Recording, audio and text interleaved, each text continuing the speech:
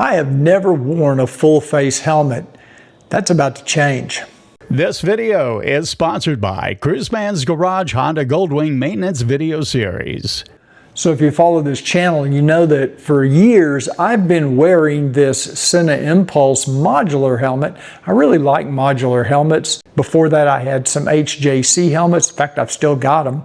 I've been wearing the Sena Impulse pretty much exclusively for the past, I don't know, couple of years.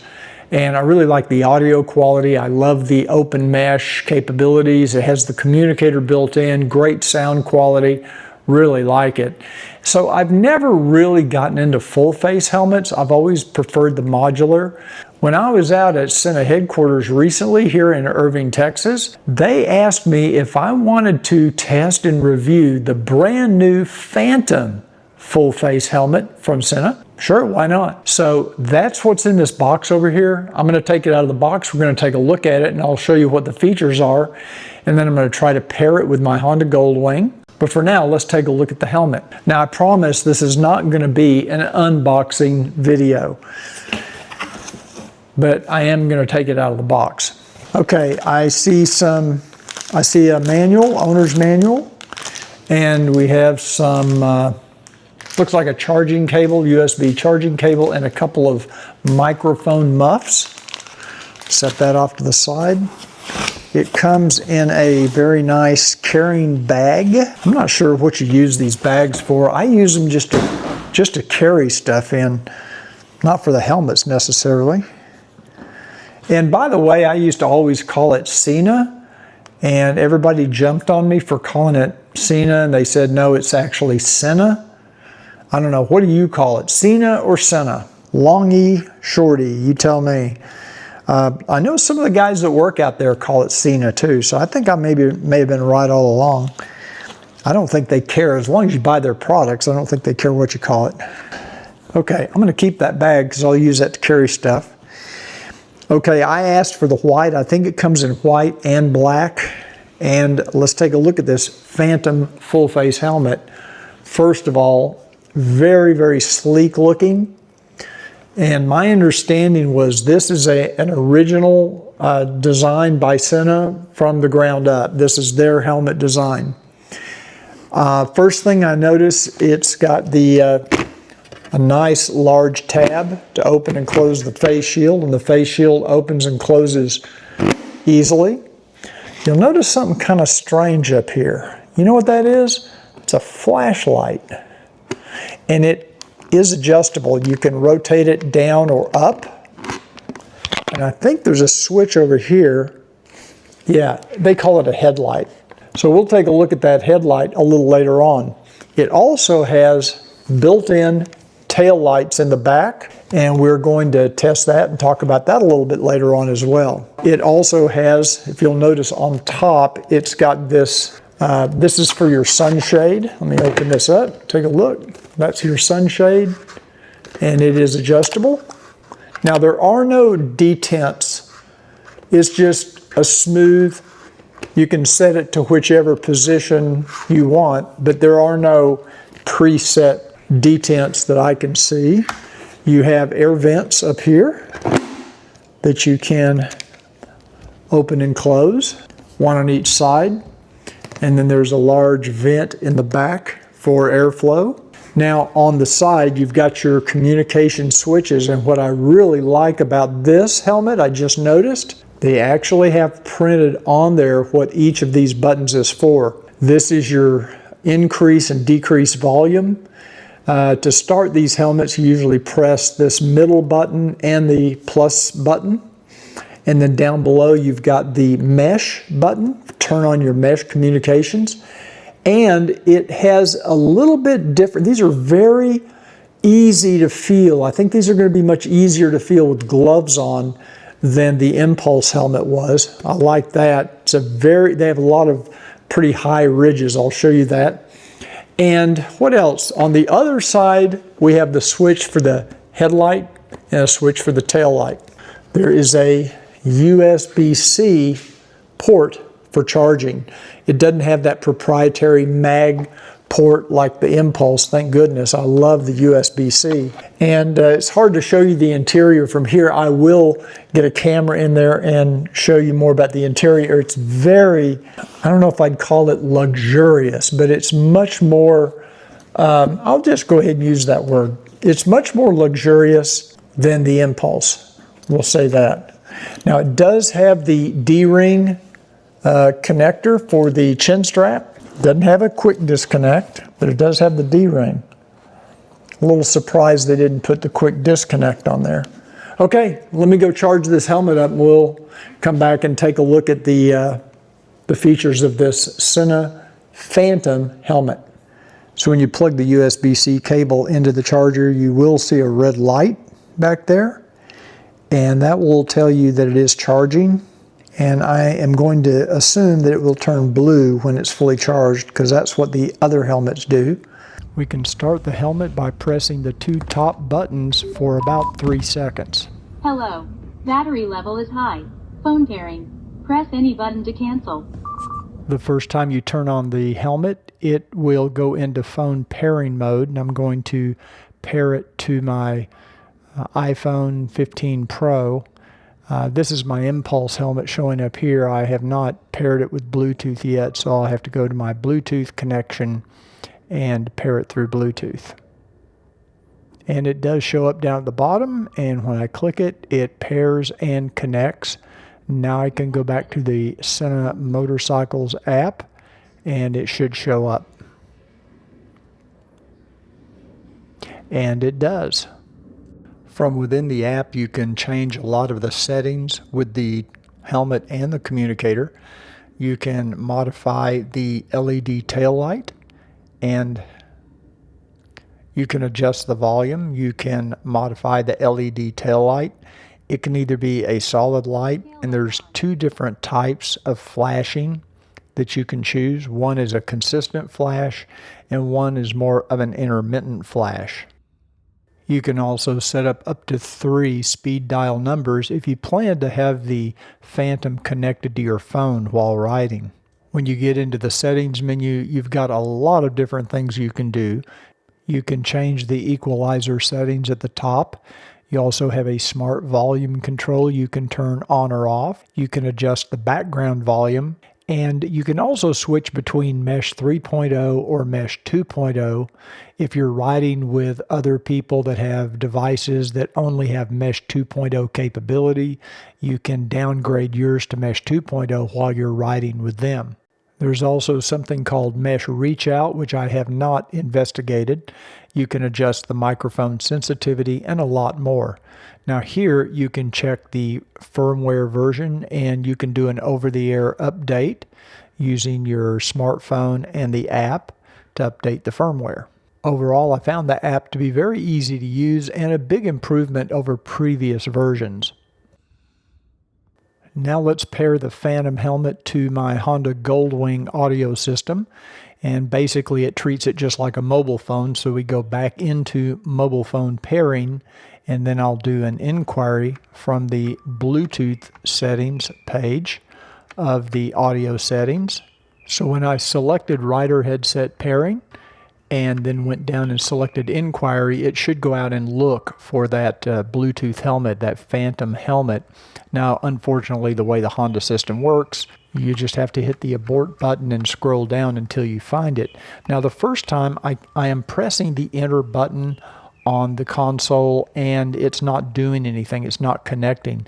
And I think the reason is because I've got my Impulse helmet and my Sena 60S paired to the bike. Apparently, it won't let you pair more than 2 devices. So I went in and deleted the 60S. Once I did that, it would allow me to pair to the Sena Phantom. And once the Phantom successfully paired and connected, I could hear the radio coming through the speakers inside the helmet. So now it's time to take my first ride with the Sena Phantom helmet. Once again, I mentioned I'm new to full face helmets. This is not something I normally wear. Normally wear a modular helmet. Took me a while to get used to putting the helmet on without crushing my ears, but I think that's just the fact that it's a full face helmet. What I did notice is once I did get the helmet on, and I have a size large, the helmet's very comfortable. The interior components of the helmet are very comfortable. The buttons on the left side of the helmet were very easy to find, even with gloves on. They raise up enough to where you can easily find them and press them. And the helmet communicator seamlessly connected with the Honda Goldwing once it was turned on. The tab for the face shield was also large enough to be easy to find with gloves on. There's only one tab on the left side of the shield, not on the right.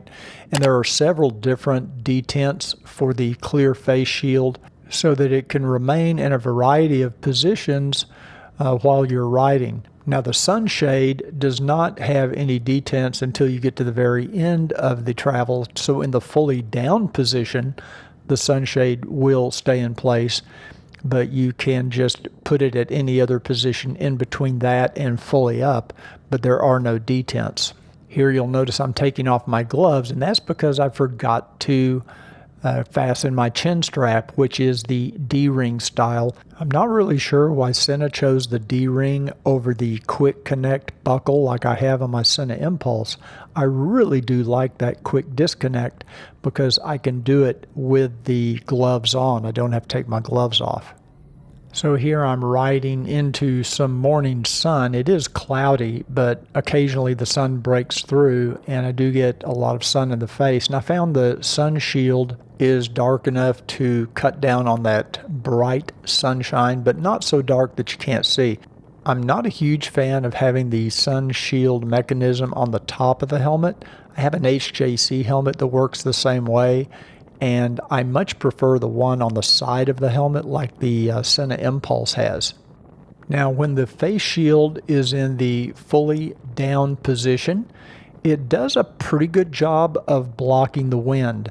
I would say the helmet is pretty quiet. I don't know if it's any quieter than my Impulse helmet, but it's certainly, you could live with it. There are a lot of vents on the helmet to let air flow through. And one of the things I do like is the face shield has a small detent where it will leave it cracked open just about 1/4 of an inch to allow some airflow into the inside of the helmet. Now during this ride, I am listening to the audio system in my Honda Goldwing. I do find the audio quality to be exceptional. The Harman Kardon speakers are excellent. This system really pumps out the volume. I only have to have my Honda audio system on about level 6 to get full volume. That's with the speakers turned up full on the helmet. On my Impulse, I think I have to have it set to about 8 or 9 to get the same level of volume. So it's quite an improvement as far as volume, and I'd say an improvement as far as sound quality as well. I did test the mesh and open mesh with my Sena Impulse helmet, and as always with Sena products, the mesh is seamless. I still think Sena's open mesh system is one of the best technological advancements in headset communications. If you're using open mesh, you can have up to 6 riders on that mesh channel, and you can also set up a group mesh with up to 24 riders. I'm not sure how usable that is. I don't know how 24 people communicate with each other. And this helmet is also compatible with Sena's new Wave technology, which basically uses voice over IP through your cell phone. And with Wave technology, you can create a group of riders anywhere, literally anywhere in the world, as long as they have cell phone connection. But that gets rid of the range anxiety of mesh or Bluetooth, because they could be 50 or 100 miles away as part of your group and you'd still be able to communicate through voice over IP. So now let's go back to the garage and I'll give you my final assessment of this Sena Phantom helmet. So what do I think of this Sena full face helmet, the Phantom, now that I've had a chance to ride with it a few times? I should also let you know right up front that Sena did not sponsor this video. They didn't pay me to make the video, but they did give me this Phantom helmet to test and review. There are some pros and cons, in my opinion, for someone like me. Like I said in the beginning of the video, I'm not a full face helmet guy. I tend to wear modular helmets, and I think honestly I still prefer a modular helmet just because they're easier to get on and off. If I go through a drive-through window like at McDonald's, I can very easily lift up the modular and talk to the people on the speaker, just little stupid things like that. But I will say that once I have this helmet on, it was more comfortable than the Impulse, and you do feel more secure. It is obviously a safer solution than a modular helmet. I've heard there are safety concerns with modular helmets, so you don't have to worry about that with a full face helmet. Ergonomics of the helmet I really do like. The only exception is I'm not crazy about how the sun shield mechanism is on the top of the helmet as opposed to on the side like the Sena Impulse. But the rubber buttons to control the communicator are really excellent design. You can feel them very easily with gloves on. The tab for the clear face shield is large enough, even though they only put one on the left side. So if you want to do it with your right hand, which is pretty unusual, normally you would use your left hand. And there are several different detents along the way, and there's one down here that only leaves it barely open, maybe 1/4 of an inch to let some air in. This helmet also has pin lock. It is pin lock ready. You do have to purchase that extra, though it does not come with the helmet. Now the pin lock shield did come with my Impulse helmet, but it's not included with the Phantom. The ergonomics of these buttons on the side for the headlight and the tail light I find are very easy to reach, very good design. And the audio system alerts you to let you know if you've turned on your headlight or turned off your headlight, turned on the tail light. Now at first I thought the headlight thing, this little light here, which you can rotate a little bit, at first I thought it was kind of a gimmick. But I can see a use for it if you're riding a motorcycle that does not have backlit controls like the Goldwing has. It can help you see those controls. So most motorcycles don't have backlit controls. So if you're riding in the dark and you need to see something, you can very easily turn that light on. Or let's say you need to look at a map, or maybe you drop your keys on the ground, and rather than getting off and getting a flashlight out or something, you've got this little headlight, and it's pretty bright. It's pretty bright. The tail lights in the back, I think, is a good idea. I think it's a good system.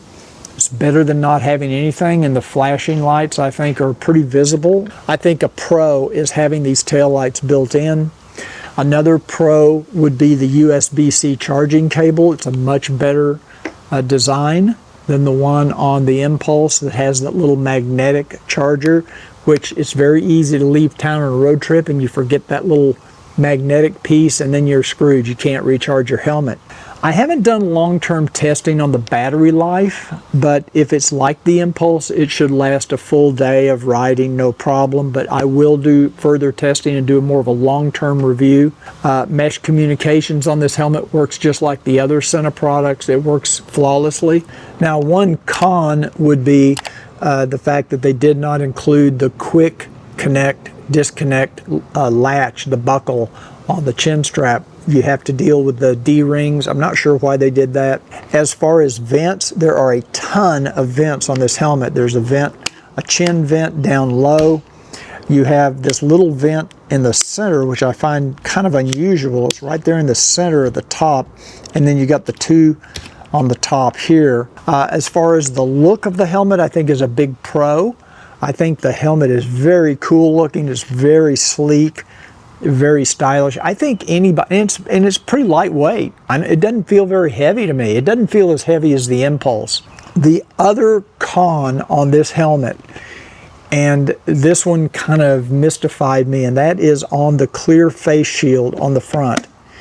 There's a little seam right here on both sides of this face shield, and I can catch it in my peripheral vision, and that was a little unsettling at first because I didn't know what it was.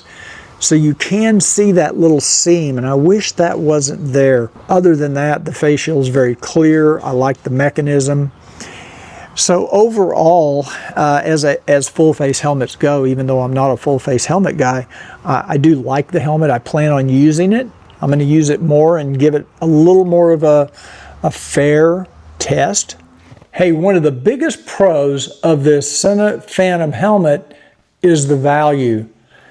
This helmet is only $499. A Sena 60S communicator is $439. So if you're going to get a communicator for another $60, you get a full face helmet with the communicator built in, plus the headlight, plus the tail light, and all the other features. So it's a huge value to get a DOT approved helmet for only $499 with all of the Bluetooth, mesh, and wave communications built in.